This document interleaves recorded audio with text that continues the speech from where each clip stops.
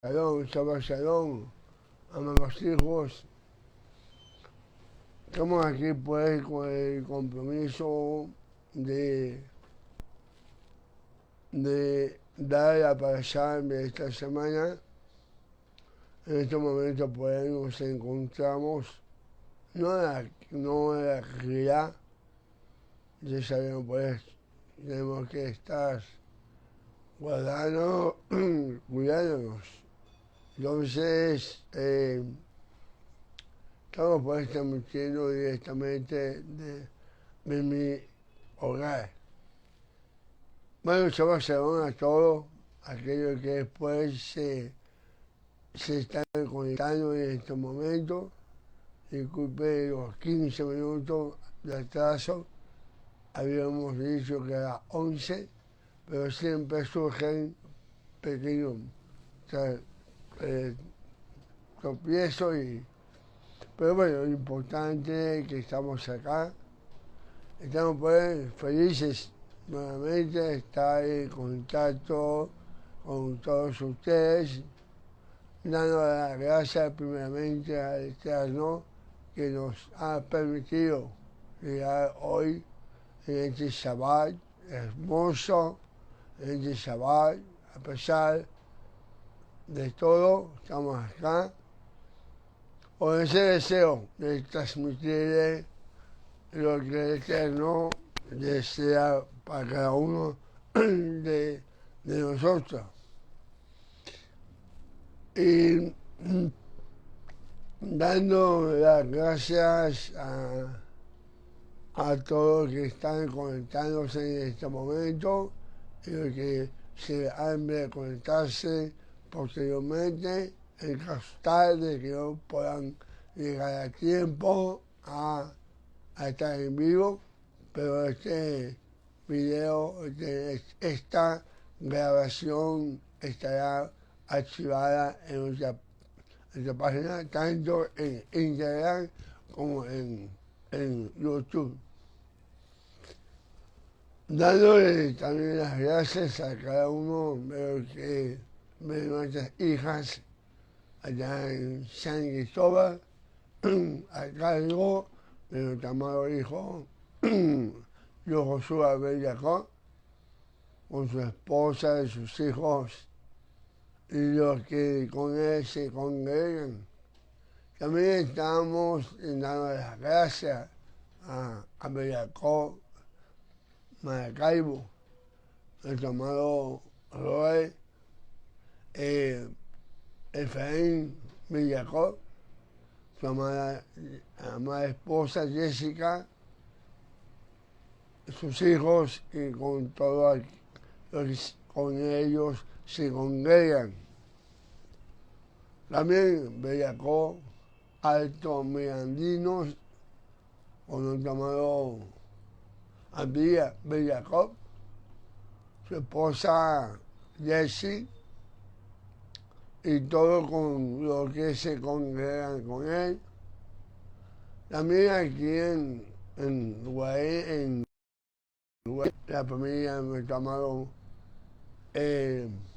José Casadilla y su familia, en Turba, la congregación El Camino, también están pues bajo nuestra cobertura, con el Moré, Giovanni Espinosa, y con todos ellos, los que están con ellos. También aquí en La Guaira, nuestra morada, Luis Gutiérrez, sus hijos y como que con ella en Bet Midrash Vallejo. Bien, dando pues dando el saludo a todos, que es muy importante para mí, porque ellos son un pilar de apoyo para nuestra congregación aquí en Caracas. Me van a disculpar si en medio de la, espero que no, que si no me vive, me está tosiendo. Pero bueno, aquí vamos. Pues nuestra pasada de hoy, la pasada Shabua, la porción de la semana comienza diciendo: Jacob vivió en la tierra de Egipto durante 17 años. Los días de Jacob, los años de su vida, fueron 147. Observando cuidadosamente la vida de nuestro patriarca Jacob, podemos darnos cuenta que Jacob tuvo una vida realmente llena de problemas. Primero podemos destacar como Esau, su hermano mayor, quiso matarlo. Escrito está en la Torá: dice: mataré a mi hermano Jacob en cuanto mi padre fallezca, cuando mi padre muera. Después de esto, cuando Jacob huyó a Padán Aram, Elifaz, primogénito de Esau, que le quitó todas sus posesiones, dejando virtualmente desnudo, ni siquiera tenía una almohada donde apoyar su cabeza. Después se fue a vivir con su tío Labán, a quien le sirvió como pastor durante 20 años, desde como está escrito en el capítulo 31 del versículo 40, dice: de días que me consumía el candente sol hasta la muy fría noche, trabajando de sol a sol, como diríamos aquí en español. También, además de engañarlo o sustituyendo a su tío Labán, cuando con la cuestión del casamiento, trabajó para casarse durante muchos años, y su tío Labán pues le sustituyó a ella por Raquel. Además, Labán se mudó muchas veces, otra vez de Jacob, cambiando constantemente las condiciones del contrato de su trabajo. De regreso a su casa, el tremendo susto que pasó con su hermano Esau, ese gran recibimiento que Esau, su hermano, le tenía, pues lo estaba esperando justamente con 400 hombres, no para una buena bienvenida, sino esos hombres estaban totalmente armados. Cuando él se encontraba solo en el campo por la noche, Bíblia nos explica o nos relata la Torá luchó con el ángel, con un ángel, dejándolo renco, dejándolo cojo, cuando lo golpeó, dislocándole la cadera, y esto seguido de la desgracia ocurrida de su única hija, Dina.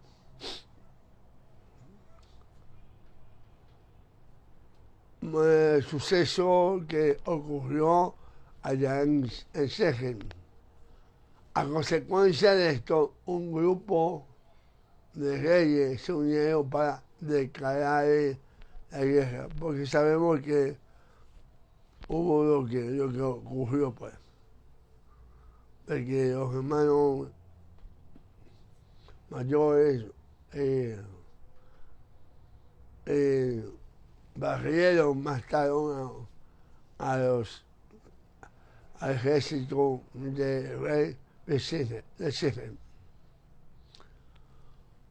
También cuando sintió que ya se había librado de tanto problema, hizo frente a la desaparición, y esto es el tema que puede que el asunto que más dañó su vida a Jacob, ese desánimo, ¿verdad?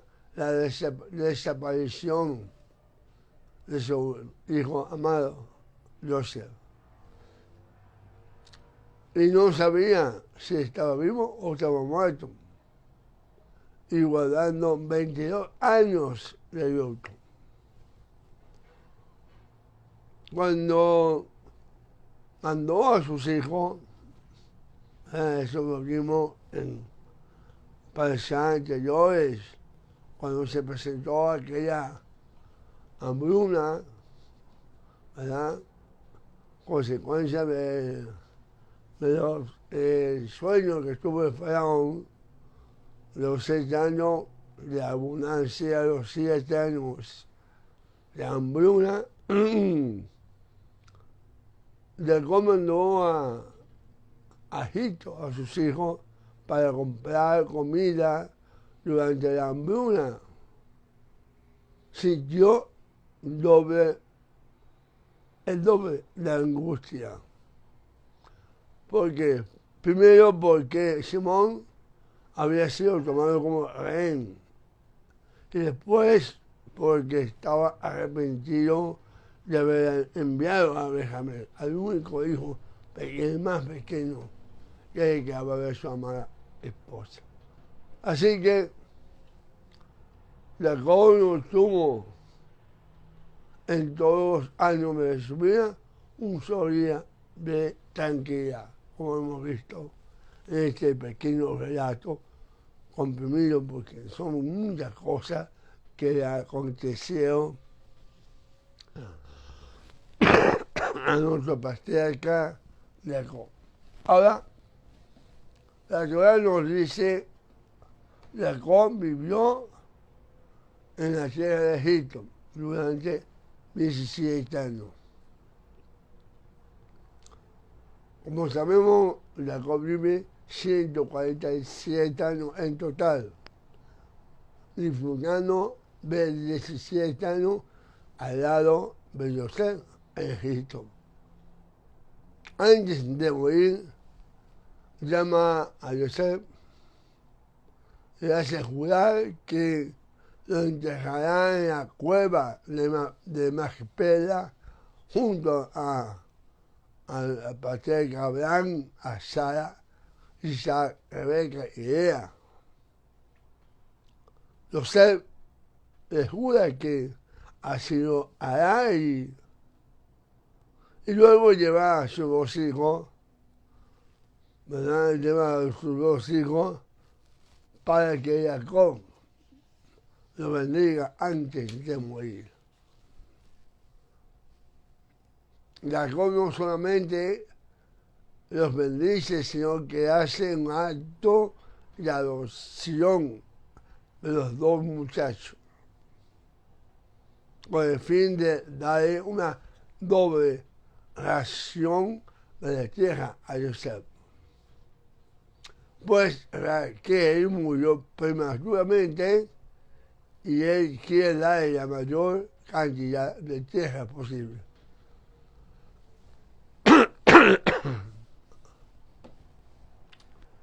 Jacob bendice a los muchachos, a los niños, pero intercambia, como sabemos de la historia, intercambia sus manos, dando a Efraín la bendición del primogénito a pesar de la existencia que hizo su padre José. De cambiarle la mano. Jacob indica que en Israel se bendecirá diciendo: se haga Elohim con Efraín y Manasés. Es una costumbre, pues, milenaria que tenemos el pueblo de Israel en Shabbat, justamente, bendecir a nuestros hijos varones de esa manera. Que Adonai te haga como Efraín y Manasés. Jacob pide a sus hijos, que se acerquen para decirlos antes de morir y dar una bendición a cada uno con respeto a los días venideros. Jacob muere y los egipcios le hacen luto. José sube a enterrado acompañado de muchos egipcios. Los hermanos de José, las otras tribus, se preocupan temiendo que ahora que Jacob murió, José tomaría por venganza de ellos, contra ellos. Pero José los tranquiliza, hablando a su corazón, diciéndoles que él no está en el lugar de Hashem. Él no va a tomar la justicia que solamente le corresponde a Hashem tomar. Así que el que le dice que él, Hashem lo encaminó, todo para bien. Y eso lo sabemos, pues, ya que conocemos la historia, realmente, pues, todo esto que aconteció, incluso hasta los sueños que José tenía, ¿verdad? Que parecía que era un pedante y orgulloso cuando decía cuando se inclinaba ante él, haciéndose pues como sentirse como orgulloso, pero ese es el plan divino de nuestro Padre Celestial, de que Él encaminó todo para el bien de todos ellos. Así que José muere a los 110 años y hace jurar a su hermano que llevarán su hueso cuando Elohim los visite.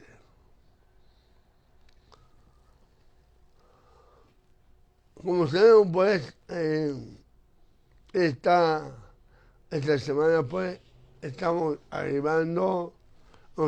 nos arribamos a la última parasha, a la última porción del libro Bereshit. Esta parasha marca el fin de la vida de Jacob y el inicio de la vida de los hijos de Israel antes de su esclavitud. Si hay algo muy importante en esta parasha, es la profecía que Jacob da a sus hijos antes de morir. Se nos dice que en estas profecías él revelaría lo que ya acontecer en los últimos días, en los días venideros. Bichos o oráculos de Jacob tienen suma importancia, pues revelan aspectos que habrían de acontecer a las tribus de sus hijos en los días por venir. Hay un midrash que nos dice lo siguiente: a dos hombres se les reveló el fin, es decir, a Jacob. Capítulo 49, 1. Para decirte lo que te acontecerá en los últimos días. Y también a Daniel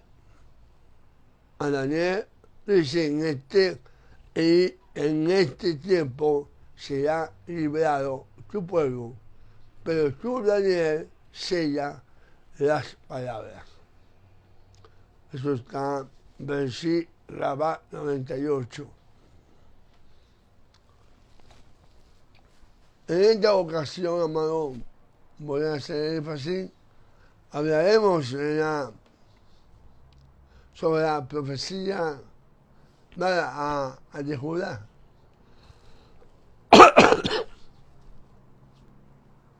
De Judá, tribu de quien llegaría a ser el cetro de Israel, y quién daría los reyes a Israel, iniciando con el hombre que es conforme al corazón de Dios, David. En ella para allá, Jacob usa un título muy curioso, y de esto se trata pues el tema de hoy que he elegido para ustedes. Un título muy curioso que ha producido muchas interpretaciones sobre su significado. Nos referimos a la palabra Shiloh.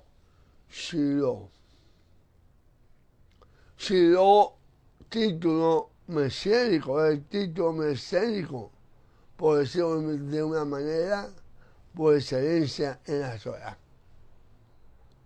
Si leemos en la Torah, dice: no será quitado el cetro de Judá, ni el legislador de entre sus pies, hasta que venga Shiloh, y a él se congregarán los pueblos. Versículo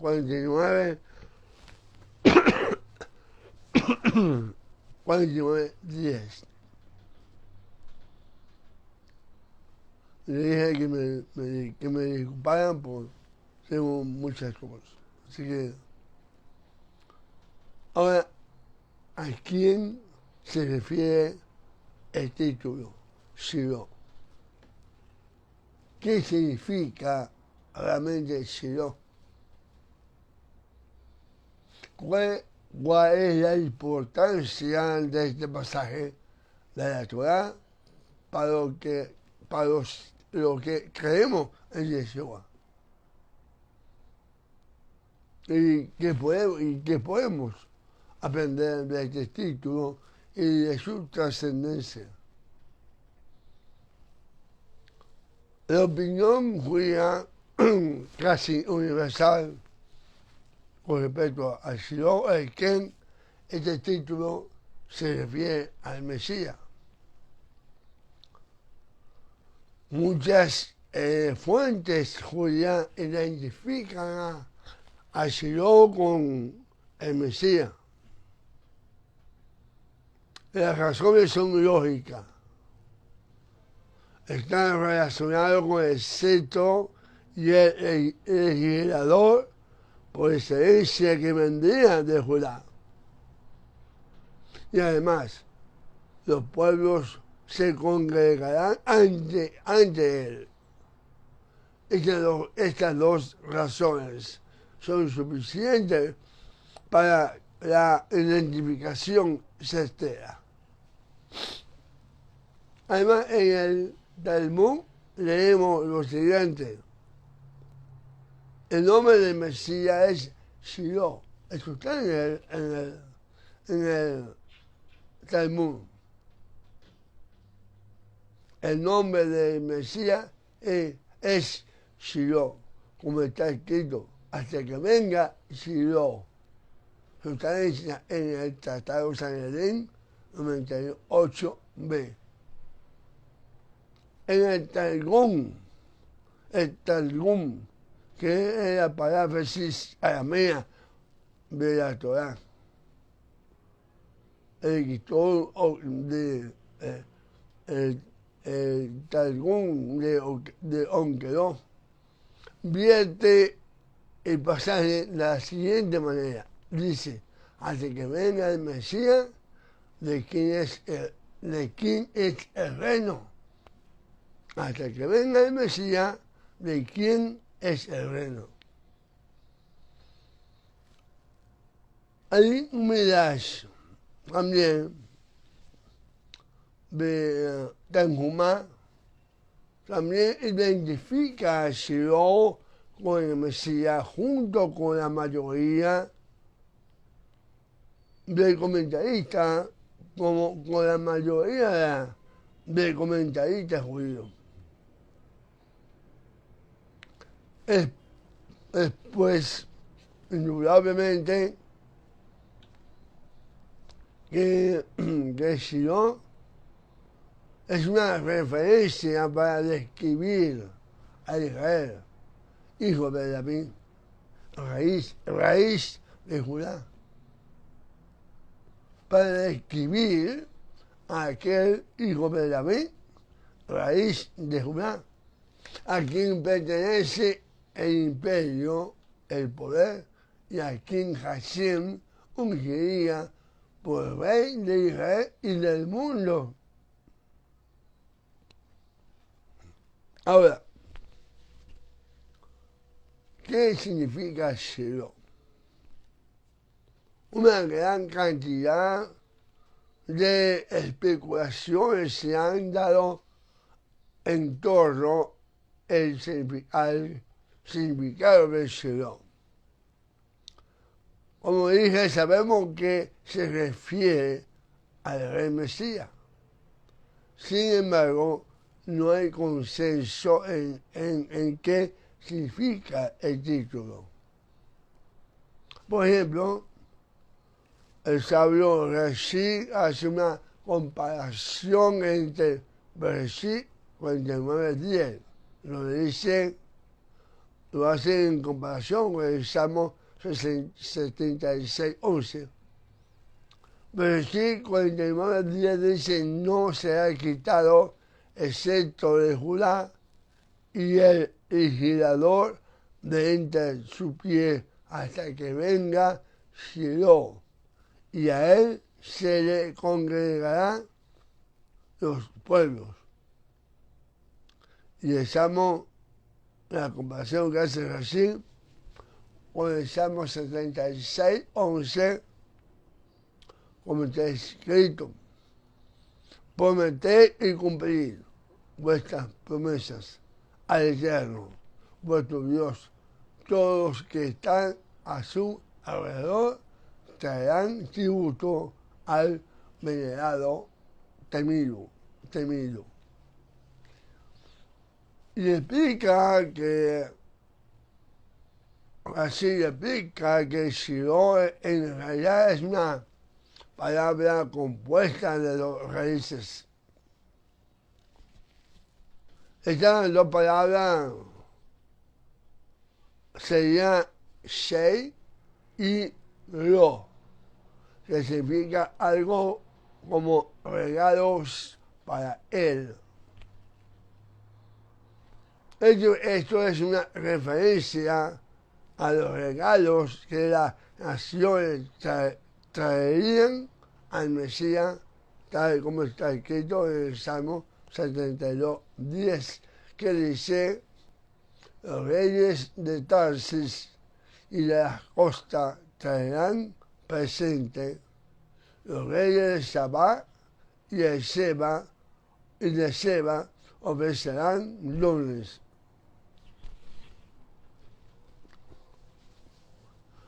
un midrash de Medita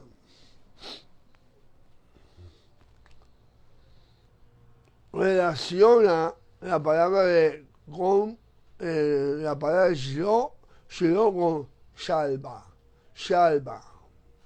que significa tranquilidad. Aquí refiriéndose a la completa paz que habrá en el reino mesiánico, donde Israel gozará de reposo y las naciones andarán a la luz del Eterno, tal como dice Yeshayahu 11:6, mudará el lobo con el cordero y el leopardo con el cabrito se acostará. El becerro y el león y la bestia doméstica andará juntos y un niño los pastoreará. Bien, ahondando un poco más, ampliando un poquito más esto, el Yalkut es una obra rabínica que relaciona la palabra con la frase Don Behashem. Otras fuentes traducen Shiloh como de quien es el derecho al trono. Miren cómo se va uniendo los cabos uno con otro, ¿verdad? Al tener Shiloh una similitud con numerosas palabras o frases hebreas, no se puede tener el 100% de certeza de lo que significa. Sin embargo, una cosa es segura. Todas las identificaciones, pero todas, conllevan al Mesías. Todas.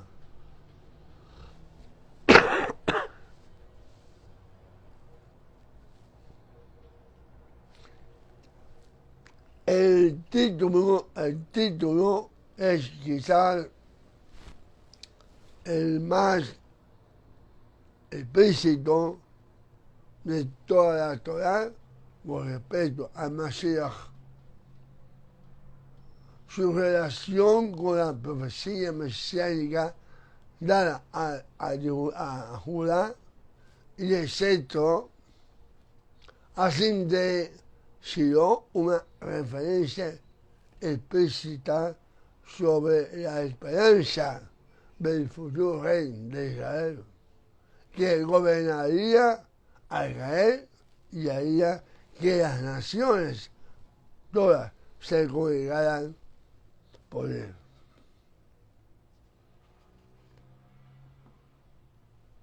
Ahora, ¿qué importancia tiene para nosotros la profecía sobre Shiloh? ¿Qué importancia tendría? Podríamos hablar sobre diversas cosas en este tema, pero nos centraremos en una sola. Una que considero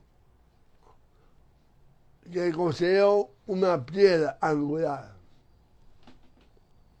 y un testimonio sólido de la mesianidad de Yeshua. Sí, piedra angular, un testimonio sólido de la mesianidad de Yeshua, la obediencia de los pueblos. Así como los pueblos habían ido a Yosef para ser liberados de la muerte del hambre, Jacob promete que las naciones, en hebreo, amén, se congregarían o se congregarán a la luz del Mesías y los obedecerían. La obediencia, amados, la obediencia de millones y millones de gentiles a lo largo, entienden bien esto, la obediencia de millones y millones de gentiles a lo largo de los tiempos, hasta el sol de hoy, es una evidencia invaluable de la mesianidad de Jesús, nuestro Mesías y Salvador. Y Midrash Bereshit Rabá 99:8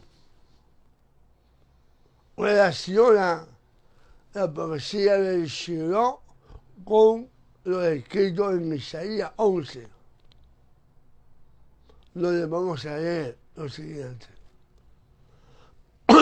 Acontecerá en aquel tiempo que la raíz de Isaías, de Isaí, la cual estará puesta por perdón a los pueblos,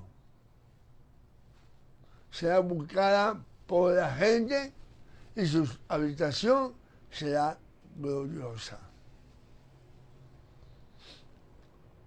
La profecía, Isaías habla de este tema un poco adelante también, describiendo al Mesías como puesto por pacto al pueblo y luz de las naciones. Puesto por pacto al pueblo y la luz de las naciones. Isaías 42:6.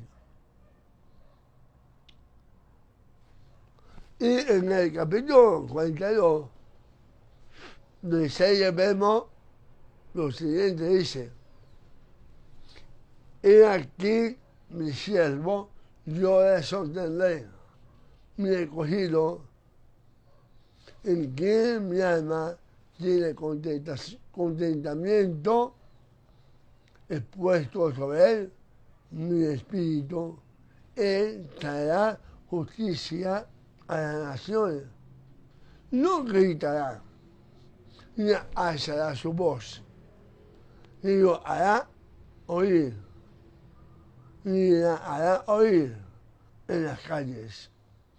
No quebrará la calle cascada, ni apagará el pabilo que humeare. Por medio de la verdad traerá justicia y no se cansará ni desmayará hasta que establezca la tierra justicia y las costas esperarán su Torah.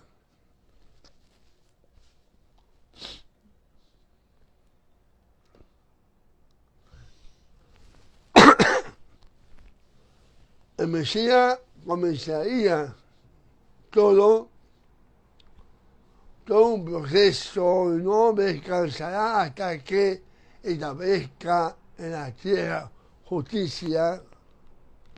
De él se nos dice las costas esperarán su ley, su Torah.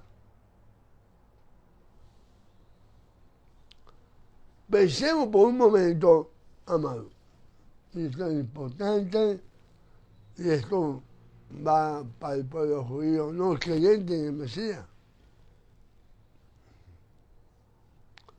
Pensemos en lo siguiente: ¿quién ha sido el judío que más gentiles ha atraído a la Biblia en toda la historia? ¿Quién? ¿A qué judío las naciones reclaman como su rey y su legislador ético y moral? ¿Qué judío ha tenido la influencia mundial para que digamos que los pueblos lo obedecen. Que Julio, con sus palabras, logró hacer un mundo más humano al transformar la vida de sus seguidores y acercarlo a Dios de Israel, acercarlo a la Torah. ¿Qué es Julio? ¿Aquí? Maimónides, ¿cuál? Por lo menos eso. Solo hay un nombre para toda esta respuesta, amado. Jesús HaMashiach. Jesús el Mesías. ¿Cómo lo conocen? Yeshua es su nombre. HaMashiach. El verdadero Shiloh, a quien personas de todas las naciones han servido y servirán. Amén. Hay un judío de él, Sibi Lichtenstein, célebre rabino húngaro, le reconoció a Yeshua como Mesías en el siglo XIX y que se mantuvo siendo un judío observante de la Torah, reflexionando sobre la influencia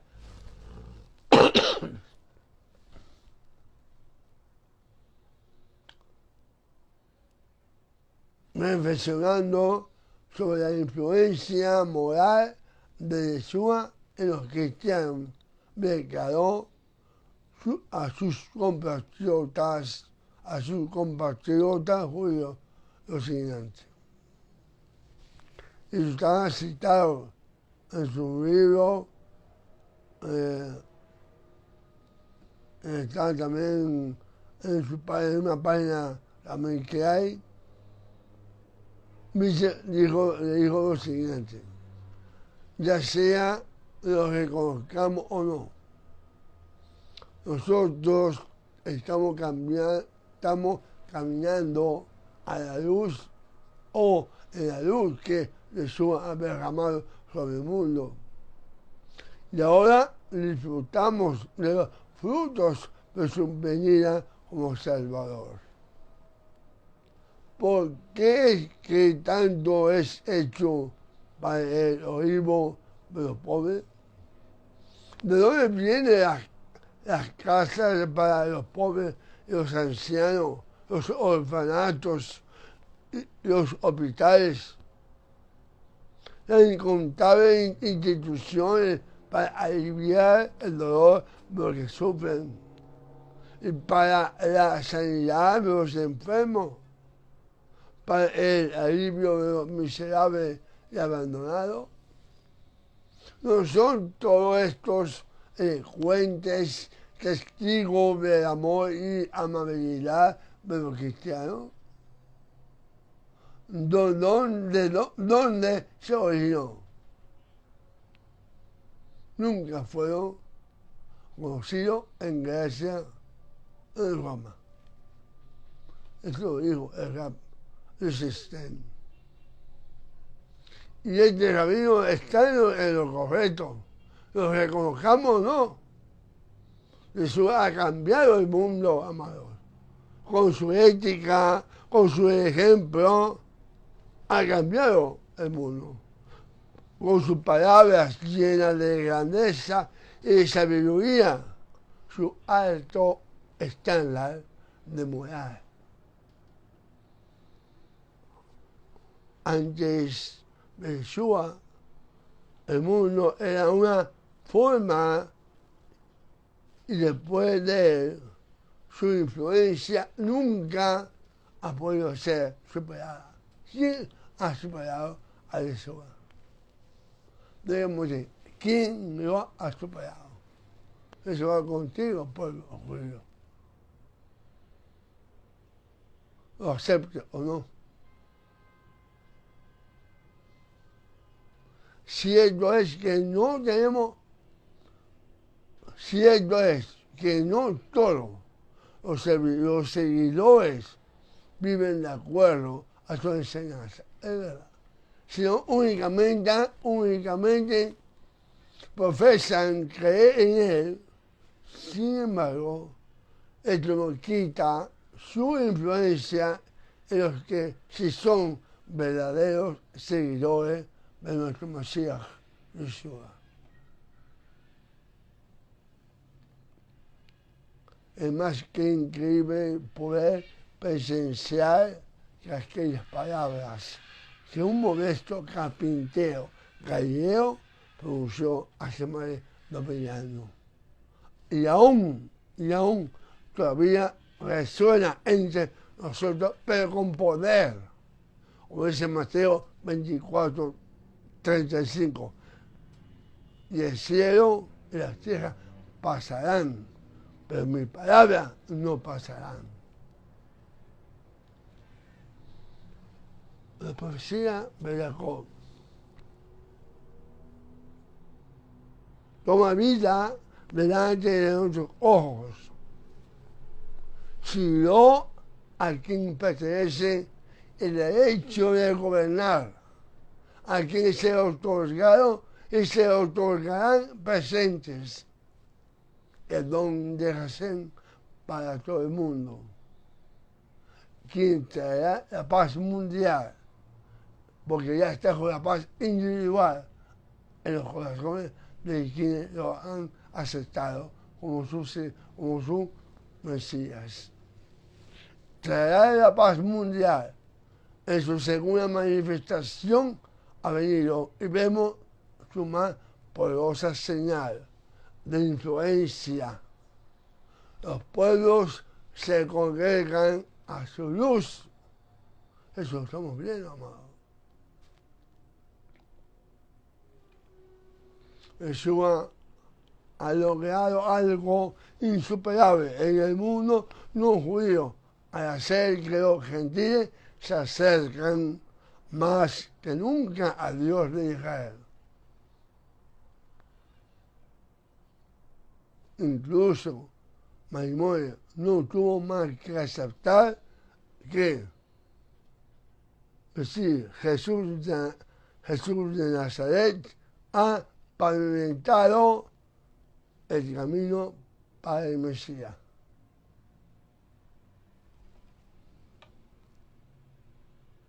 Jesús de Nazaret ha alisado el camino para el Mesías.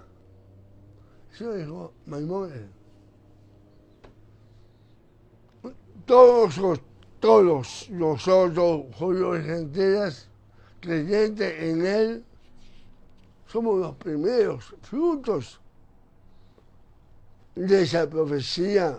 Somos un cumplimiento parcial de su increíble influencia ética, moral y espiritual. Somos los seguidores del Rey de Reyes, el Señor de Señores. Amén.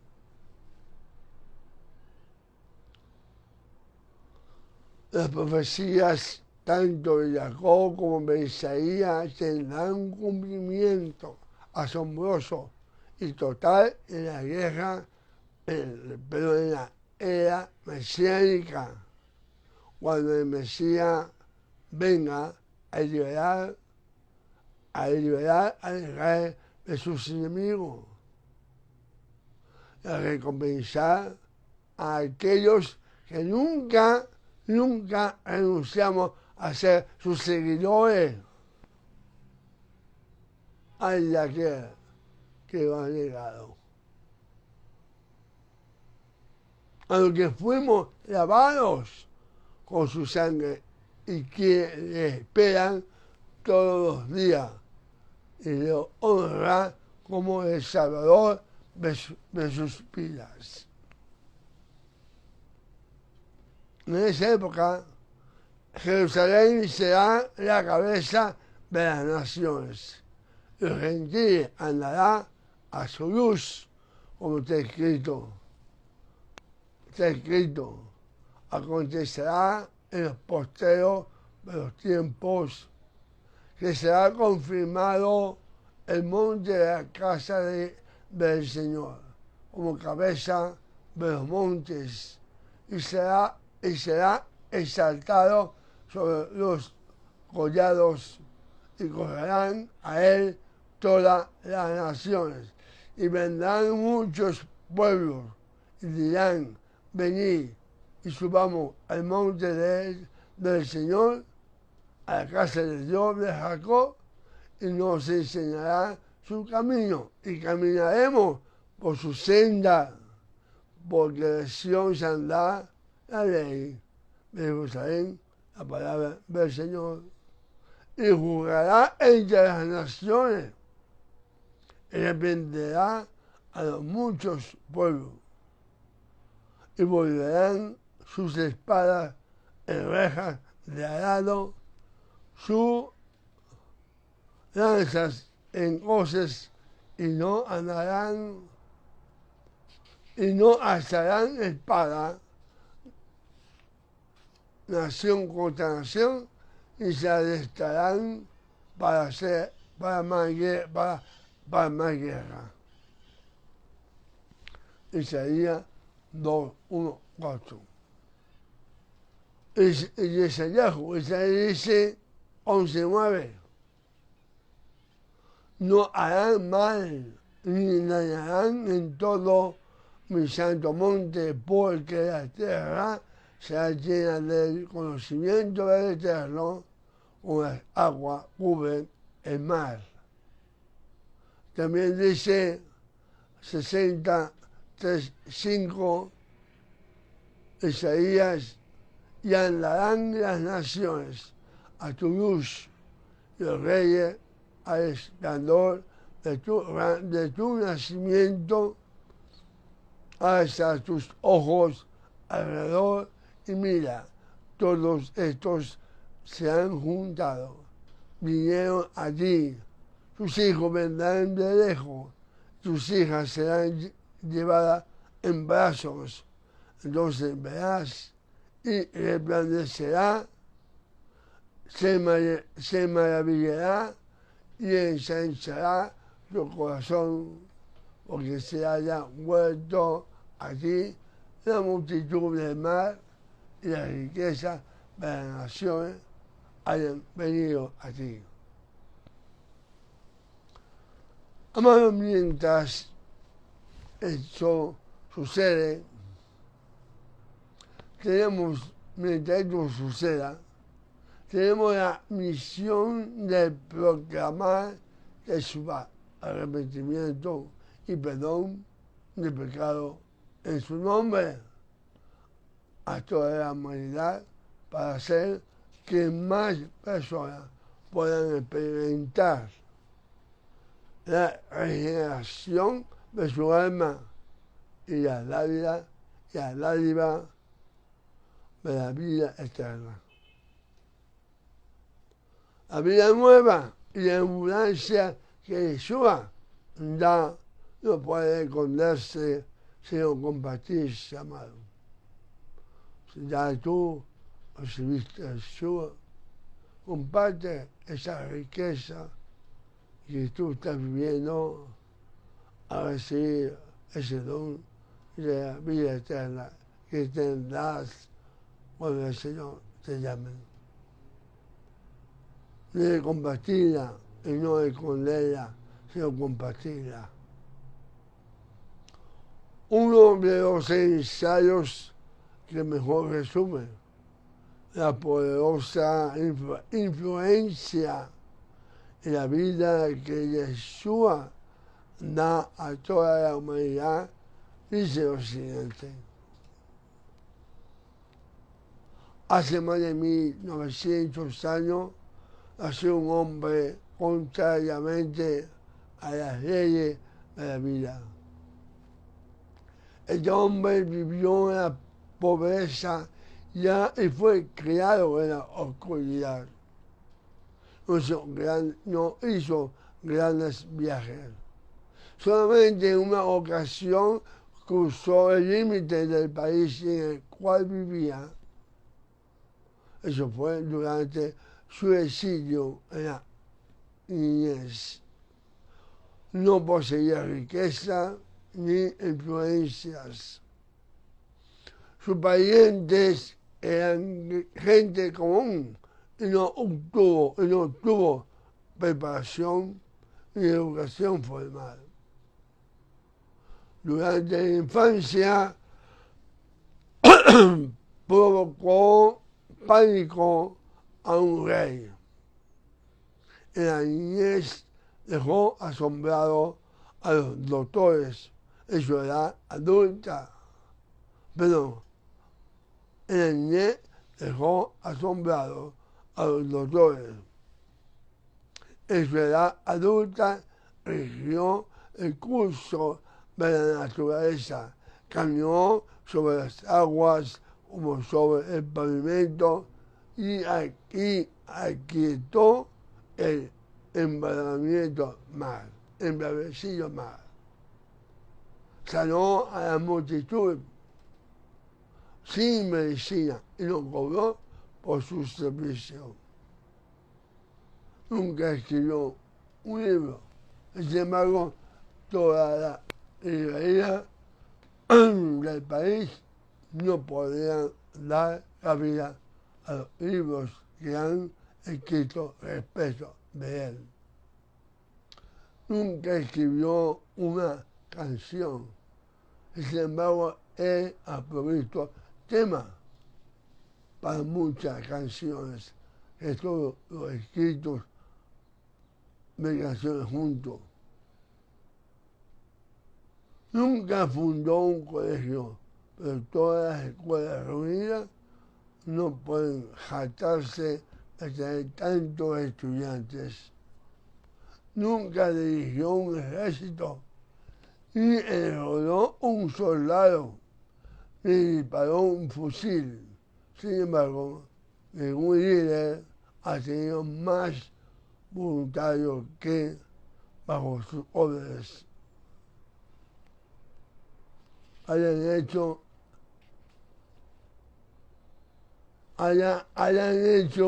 que más rebeldes amontonen sus armas y se rindan sin disparar un tiro. Nunca practicó la psiquiatría, sin embargo, ha sanado más corazones quebrantados que todos los doctores de cerca y de lejos. Pero los nombres de los orgullosos estadistas del pasado en Grecia y en Roma han sido. Los nombres de los científicos, filósofos y teólogos del pasado han venido y se han ido. Pero el nombre de este hombre crece cada vez más, aun cuando el tiempo ha derramado 1900 años entre la gente de generación y la escena de su crucifixión. Sin embargo, él todavía vive. El rey Herodes no pudo destruirlo, la tumba no pudo retenerlo. Esta es una edición, algo citado en el libro conocido Evidencia que exige un veredicto, de George McDowell, editado en 1982. Esto está en la página 137, 38, que me gustó, pues, es de referencia que hace de la ortodoxia de Yeshua. En pocas palabras, amado, Yeshua sí es sin lugar a duda la más grande influencia moral, ética y espiritual que ha pisado el planeta Tierra. Es un orgullo tenerlo, para mí, tenerlo como el maestro y Adón, el Señor de nuestra vida, y esperar cada día su pronta manifestación, donde veremos el rostro del más hermoso de los hijos de los hombres. Que prontamente, que sea prontamente y en nuestro día. Y como estamos finalizando el libro de Bereshit, Hazar, Beni Hasek. Fortalécete, y seamos fortalecidos, amados. Shabbat Shalom.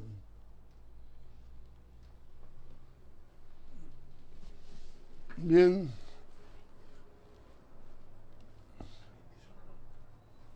Quiero poder finalizar como acostumbramos allá en la sinagoga, vale la bendición arónica, que los amigos hoy en cada mis estudios personales, porque la verdad que lo hago con mucho cariño y amor. Adonai te bendiga y te guarde. Adonai haga resplandecer su rostro sobre ti y tenga de ti misericordia. Adonai alce sobre ti su rostro, ponga de ti paz. Shalom. Y poner mi nombre sobre los hijos de Israel y yo lo bendeciré. Shabbat Shalom, amado. Bendiciones. Shalom.